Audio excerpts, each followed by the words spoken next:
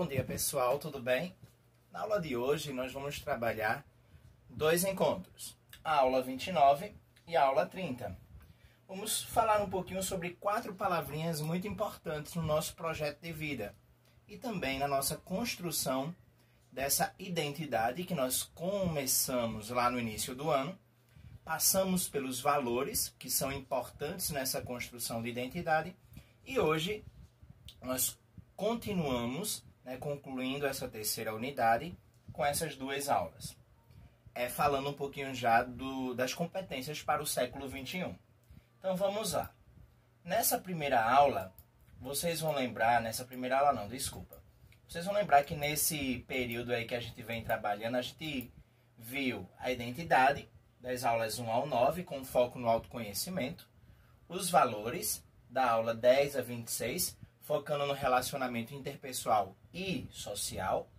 E agora a gente está nesse momento aqui, ó, competências para o século XXI, que são foco dessa competência, né, a autogestão, das aulas 27 a 40, que são as últimas aulas desse ano.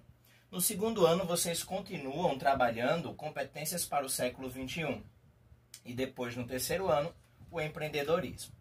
Vocês vão lembrar também que a gente já viu algumas coisas. Já vimos gerações, é preciso saber viver, eu sou, solidariedade e voluntariado, projeto e memória, organizar a vida. E hoje nós temos essas duas aulas, razão e encantamento, percepção e sensibilidade.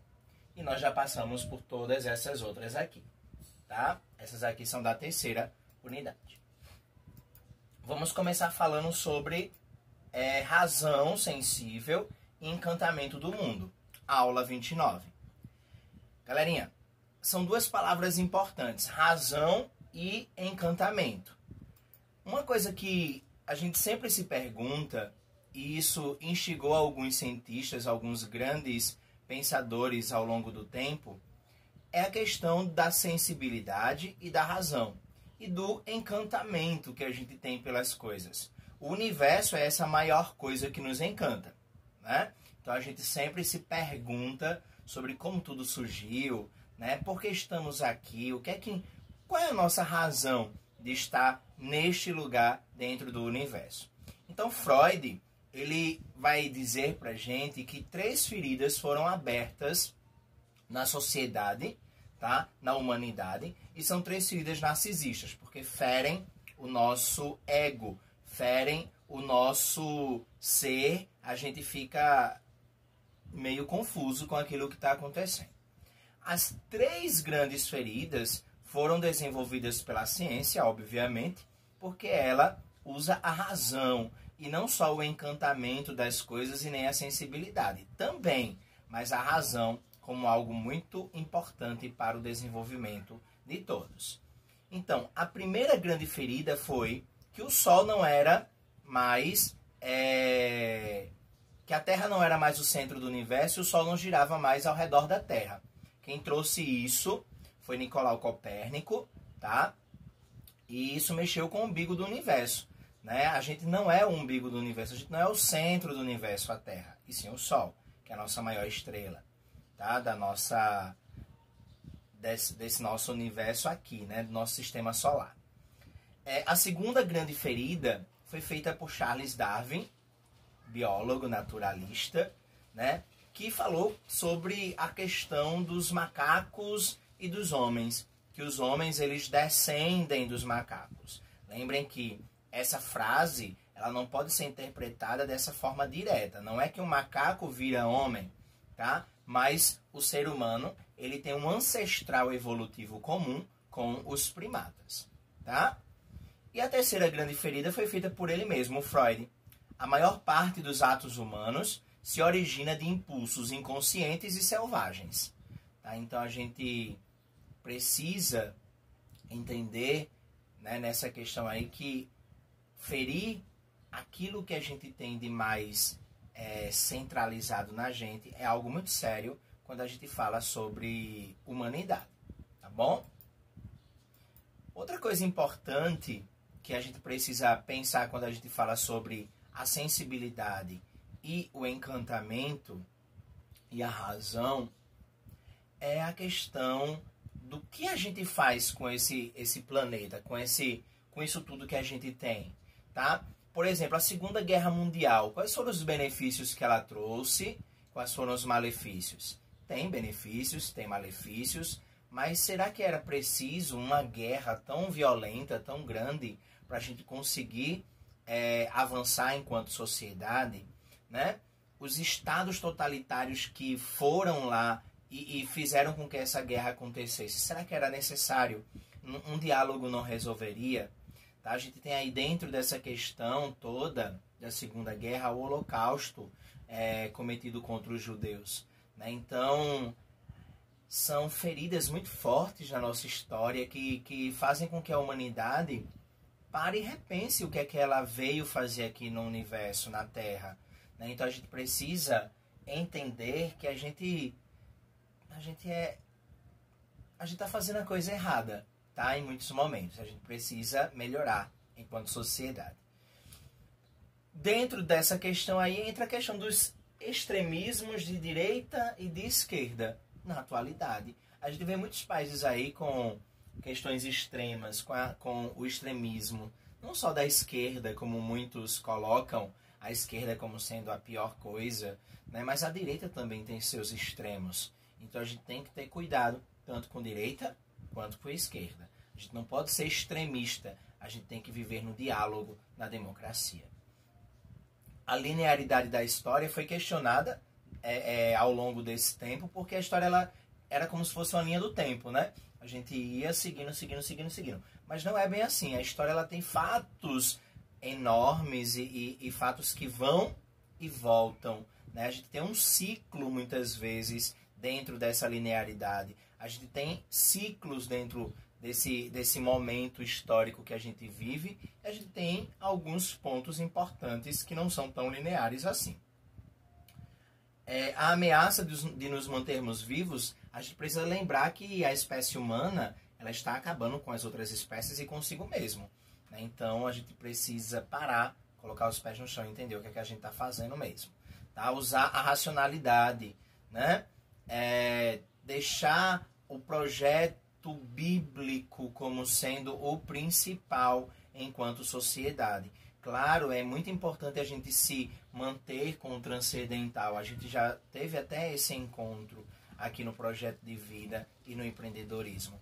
Mas a gente não pode viver a nossa vida centrado em um projeto bíblico apenas. Existem outros projetos que nos rodeiam e a gente precisa dialogar com todos eles para ter uma vida saudável, uma vida organizada, um projeto de vida que seja adequado ao nosso futuro. O que nos dizem os astros nisso tudo?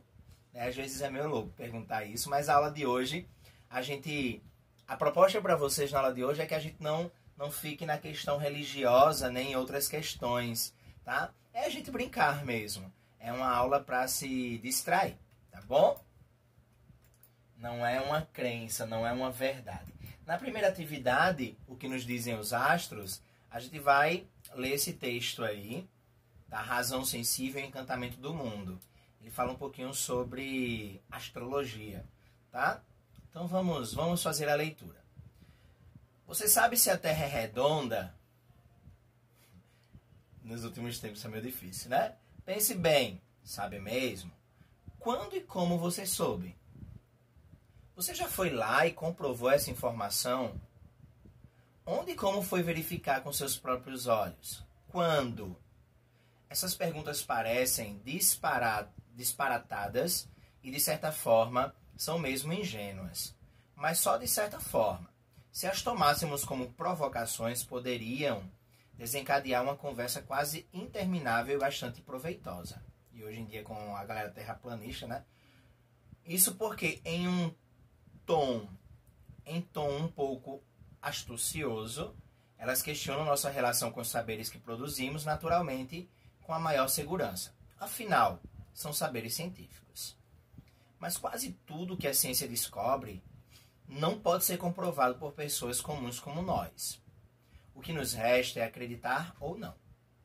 Dependendo da credibilidade que atribuímos às fontes de onde partem essas informações, inclusive nas escolas. Então, Rigorosamente falando, a nossa relação com os saberes que valorizamos, por serem científicos, quase sempre passam por uma questão de fé. Fé é acreditar naquilo que a gente não vê. E a ciência ela tem também essa questão de fé. Mesmo que não seja uma fé religiosa, mas é uma questão de fé. Tá, gente? Aqui a gente não está falando de fé religiosa, mas de fé em acreditar em algo. Tá bom? Que a gente às vezes não vê, não tem como comprovar.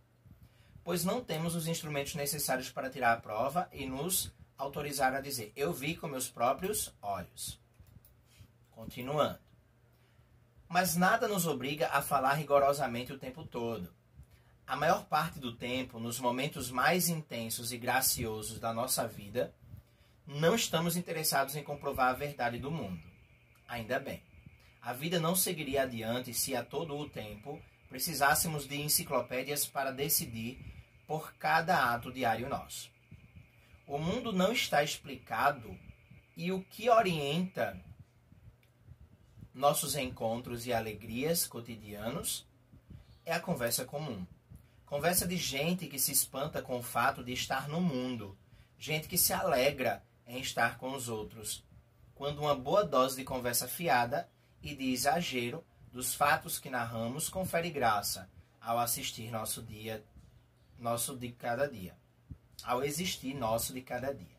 Afinal, ninguém sabe, com certeza, por que é que a vida existe. E não sabemos mesmo é que a inventamos e reinventamos sempre. Como diz o poeta Manuel de Barros, tudo que não invento é falso. E para esse trabalho criativo que é viver, qualquer pretexto de conversa serve. Quer ver? Começando. Você já leu seu horóscopo hoje? Gente, eu repito. Aqui a gente não está falando sobre verdades. Tá? E a gente não quer que você acredite em horóscopo. Mas é uma conversa, uma brincadeira que a gente vai fazer sobre a questão de fé. Que é acreditar em algo que a gente não tem como explicar muitas vezes palpavelmente e visualmente. Tá certo? Então vamos lá. Em que dia você nasceu? É outra questão, muito que dá pano para manga na conversa. Né? Portanto, qual é o seu signo? Você acredita em astrologia? Você pode dizer sim, não, mais ou menos, talvez, depende, quem sabe, de vez em quando. Né? O fato de saber que determinados colegas são do mesmo signo que você desperta algum pensamento especial? Essa afinidade faz pensar em algo? Em quê? Trata-se apenas de um caso ou isso parece coisa do destino? Vocês têm aí um link para ver o seu horóscopo de hoje, tá certo? E você vai relatar um pouquinho aí no seu caderno de empreendedorismo sobre o seu horóscopo. Eu peguei o meu, coloquei aqui o de Câncer, tá? Eu nasci no dia 19 de julho, então tá ali ó, entre 21/6 e 22/7. E para hoje, dia 29/10, ele diz assim: ultimamente, você sente a presença de velhos fantasmas que assaltam sua tranquilidade. Procure refúgio no amor do seu parceiro, ou parceira, nem tenho. Pense de forma positiva, inteligente e invista. Você está entrando em um estágio de muitas possibilidades, mas também de despesas excessivas. A verdade, eu estou gastando bastante.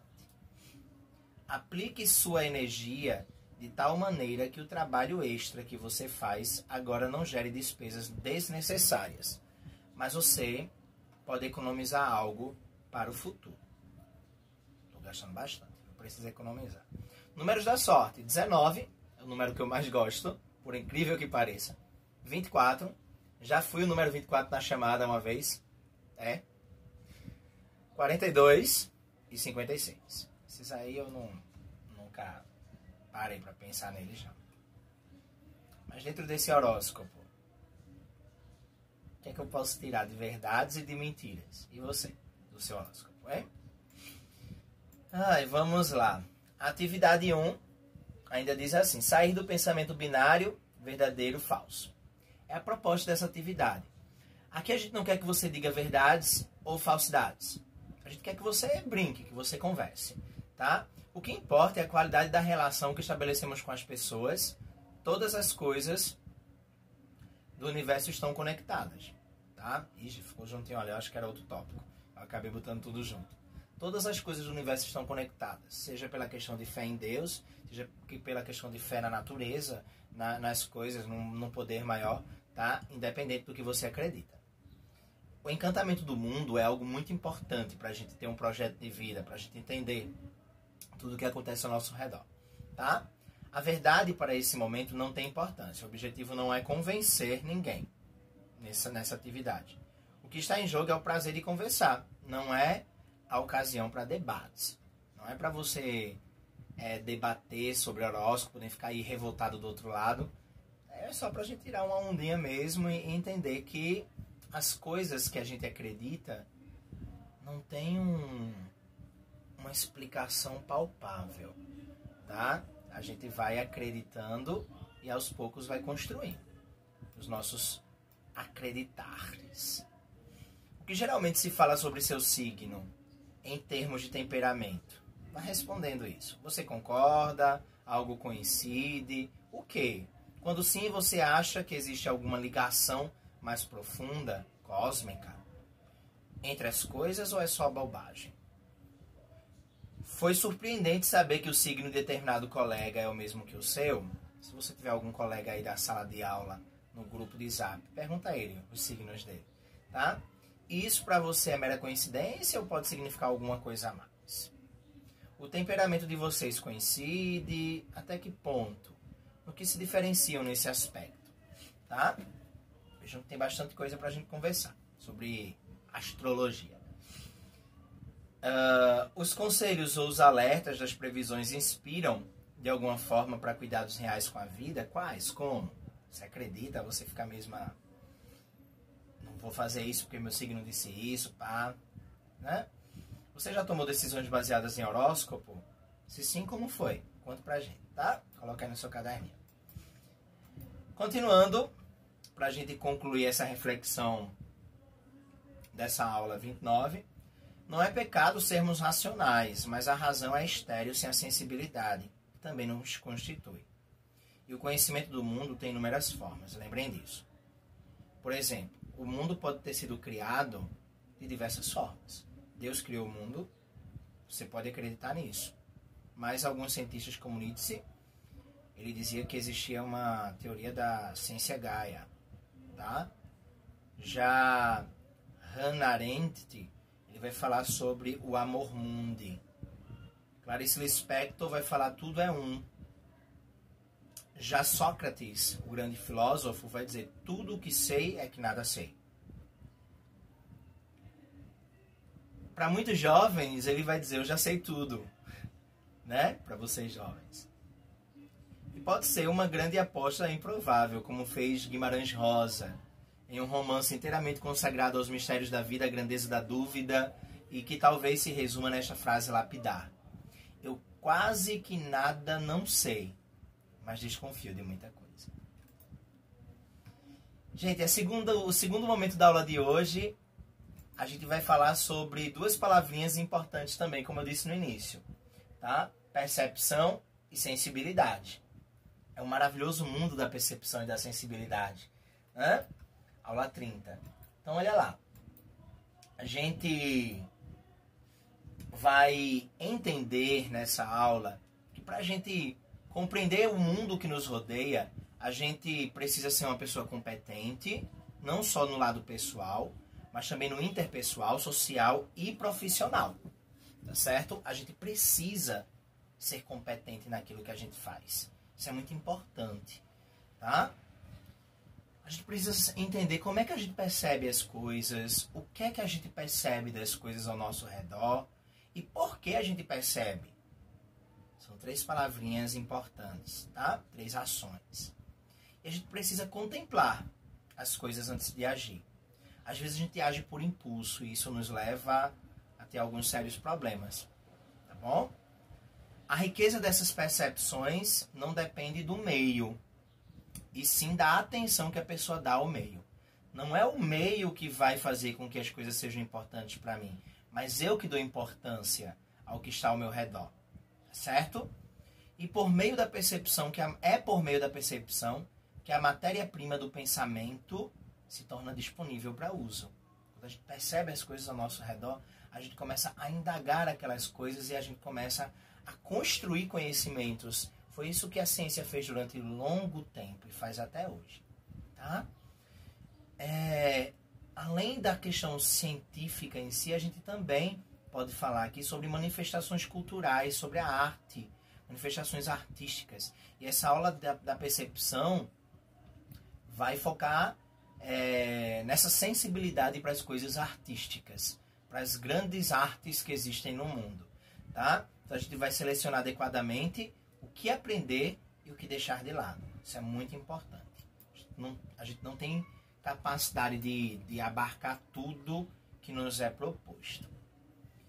Atividade 2, sequência de atividades de percepção. Preste atenção que você vai precisar de bastante silêncio e de organização. Tá? Primeiro, você vai escutar o som do papel durante 2 minutos. Então, vá pausando aqui esse vídeo e vá fazendo esses momentos. 10 segundos, você vai com o ouvido no papel, colocar um papel. Deixa eu pegar um papel aqui. Você vai colocar o ouvido no papel em busca do som do papel.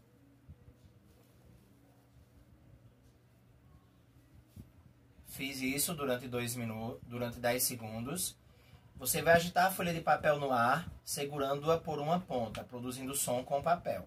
15 segundos. Tá?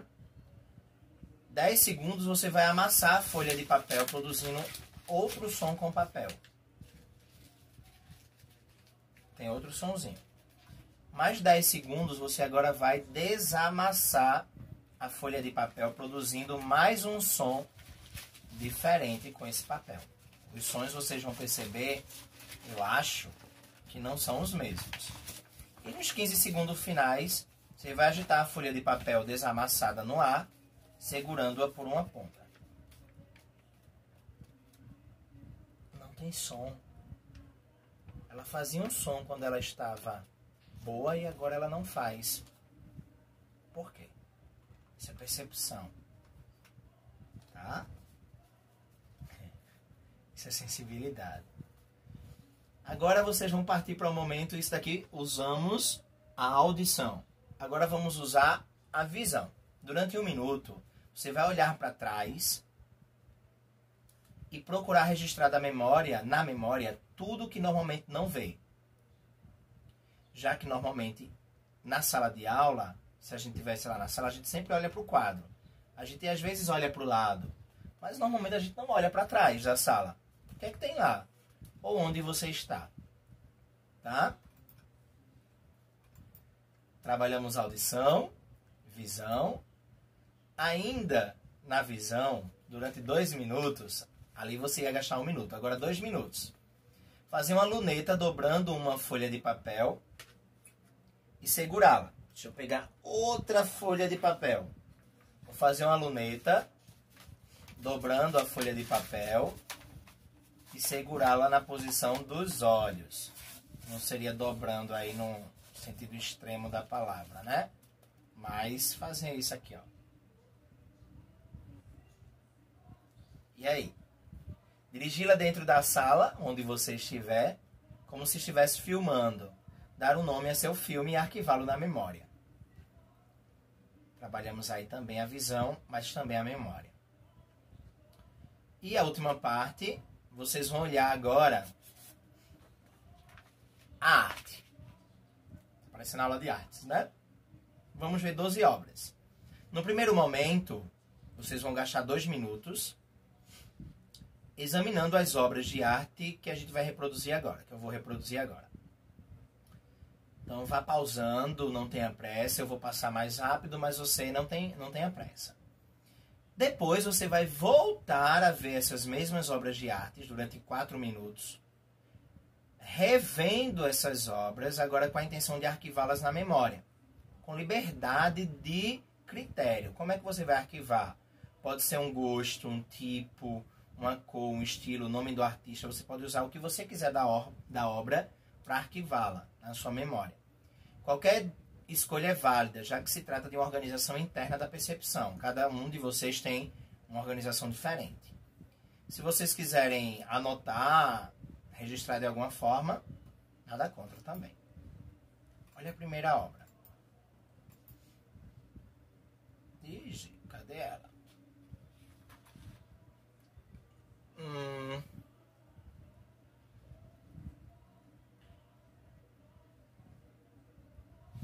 Primeira obra não foi. Relaxa, tá? Vamos a partir da segunda. Vocês têm um quadro de Pablo Picasso chamado Guernica. Ou Guernica.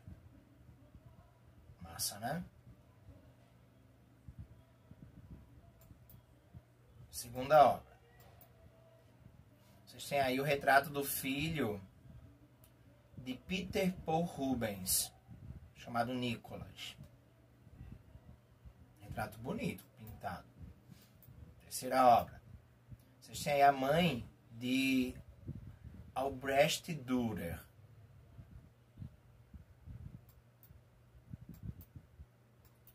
Próxima obra. Vocês têm o quarto de hotel pintado por Edward Hopper. As obras são bem diferentes. Vocês têm agora Noite Estrelada, de Van Gogh. Belíssima obra. Uma das mais tops do meio artístico. Vocês têm agora O Combate de Carnaval e Quaresma, de Peter Bruegel. Próxima obra, vamos lá? Convergência, de Jackson Pollock. Convergência, viu? Próxima obra. Saudade, de Almeida Júnior. Próxima obra. O Grito, de Edvard Munch.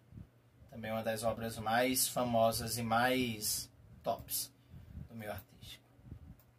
Tô falando as que eu conheço, tá, minha gente? Pode ser que as outras tenham sido também. Vaidade, de Edward Collier.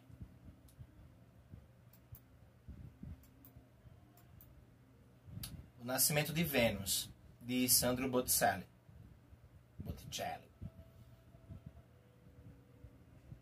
Olharam?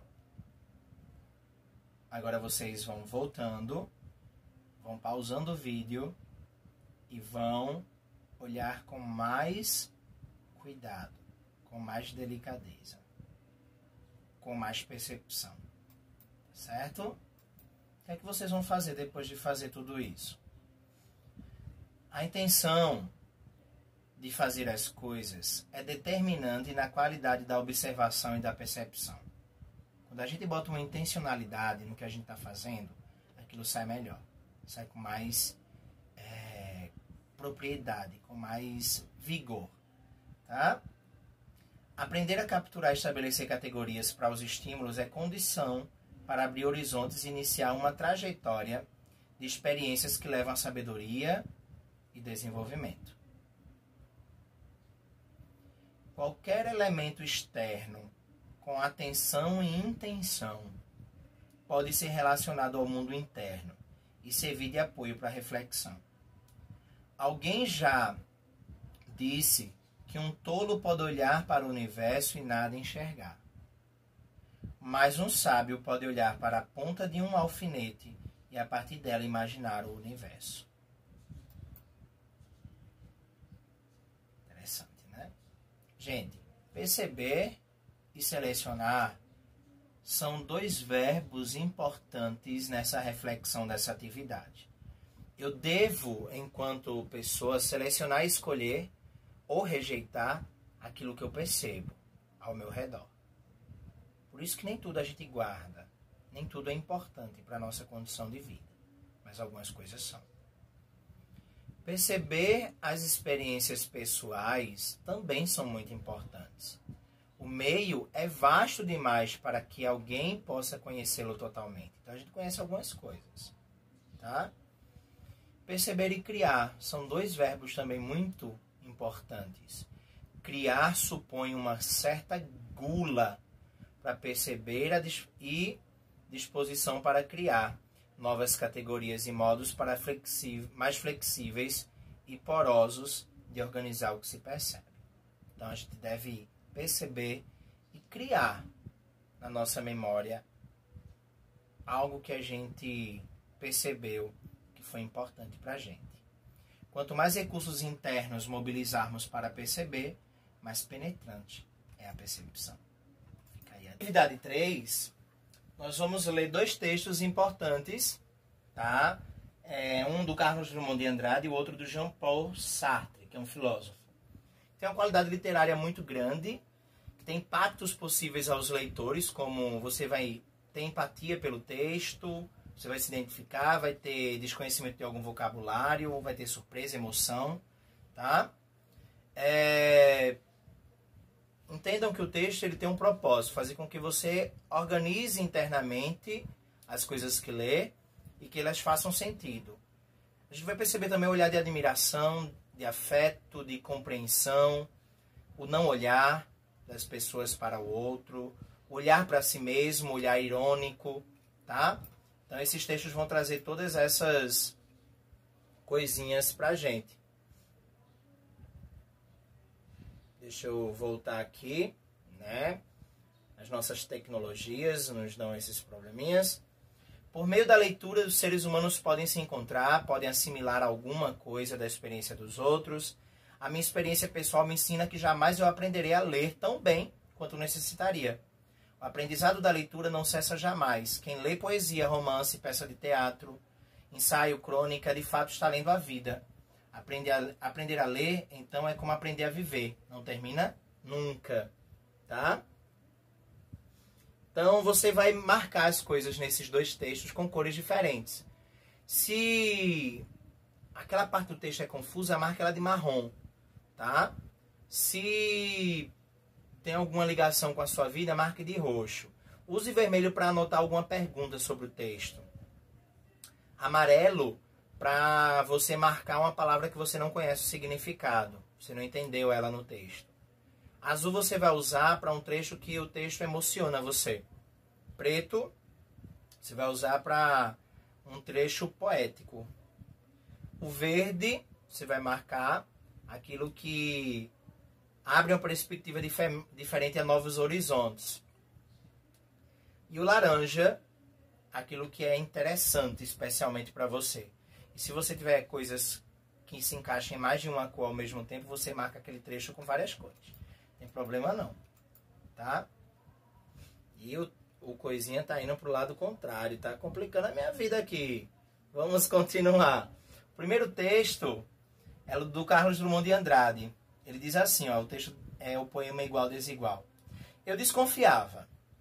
Todas as histórias em quadrinhos são iguais, todos os filmes norte-americanos são iguais, todos os filmes de todos os países são iguais, todos os best-sellers são iguais, todos os campeonatos nacionais e internacionais de futebol são iguais, todos os partidos políticos são iguais, todas as mulheres que andam na moda são iguais, todas as experiências de sexo são iguais.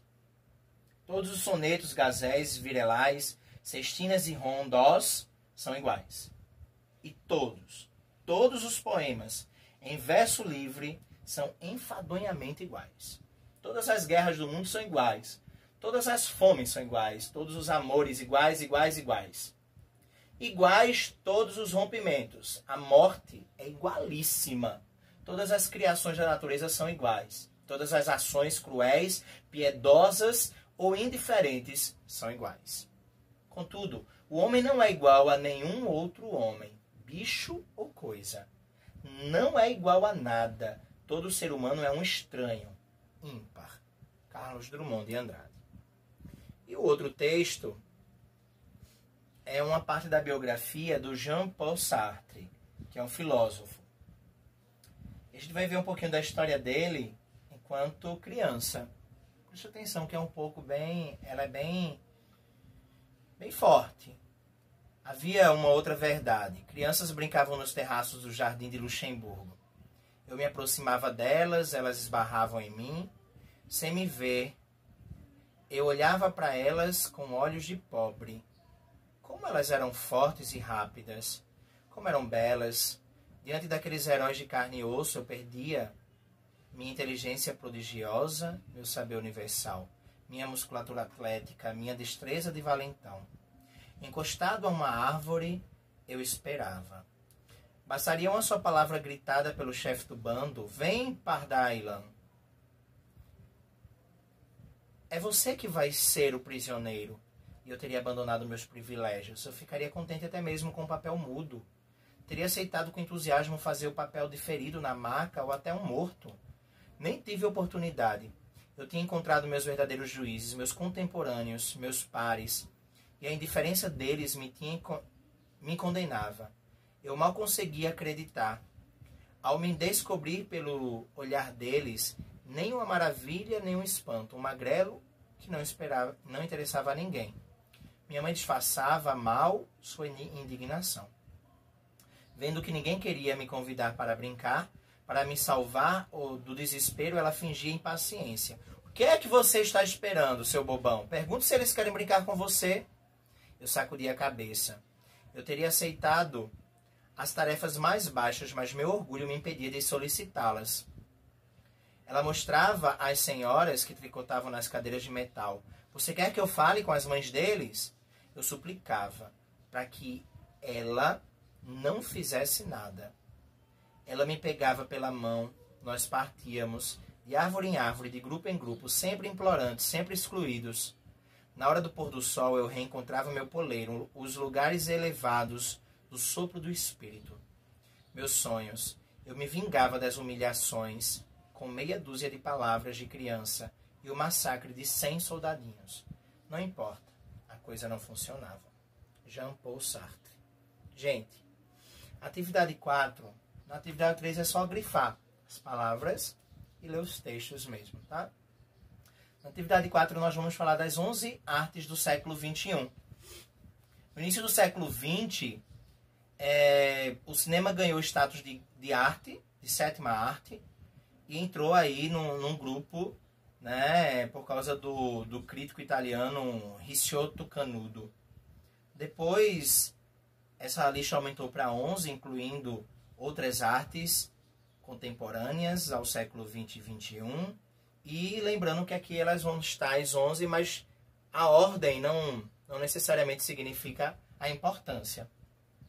A primeira arte é a música, depois a dança, a coreografia, a pintura, a escultura, que envolve a arquitetura. A quinta arte é o teatro, depois vem a literatura, o cinema, a fotografia. Aí aqui a gente já entra no século XX e XXI. Né? A fotografia, o desenho animado, os jogos eletrônicos que vocês usam tão bem, tá? E a arte digital ou multimídia, que nos ajuda bastante nessa pandemia, foi fundamental para a nossa vida, né?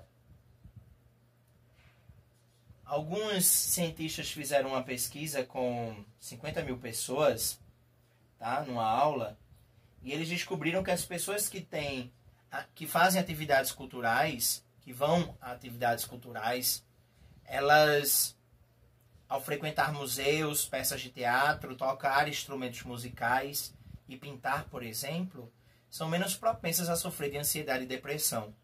São mais saudáveis e têm uma vida mais satisfatória.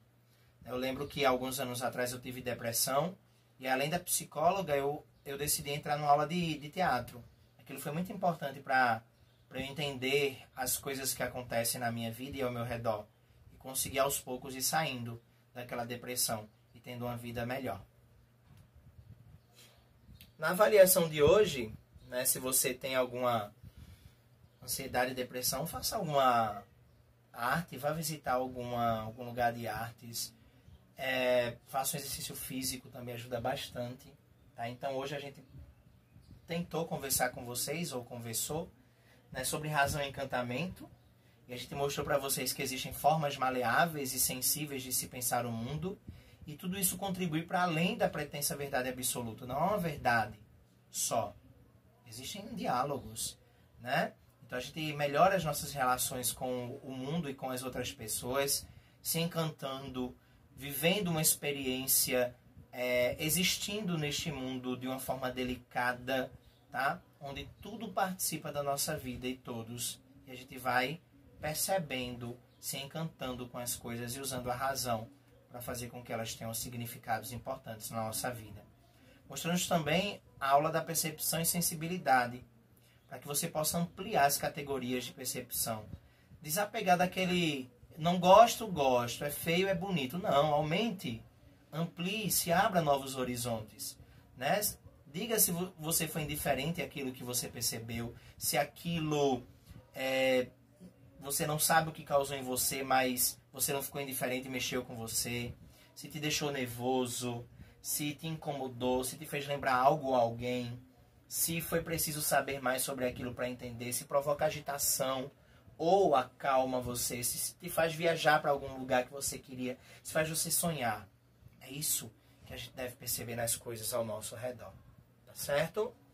E é isso, gente. Na aula de hoje a gente deixa aí 17 links de museus para você visitar. Aproveite, viaje um pouco, tá? Principalmente nessa pandemia que a gente ficou tanto tempo dentro de casa. E na semana que vem a gente se encontra na escola. A gente volta, né, presencialmente. E eu espero vocês por lá, tá bom? A gente conclui aqui a terceira unidade. Junto com essa aula vai uma avaliaçãozinha da terceira unidade com os encontros que a gente fez, tá bom? E é isso. Um abraço para vocês e até mais. Cheiro.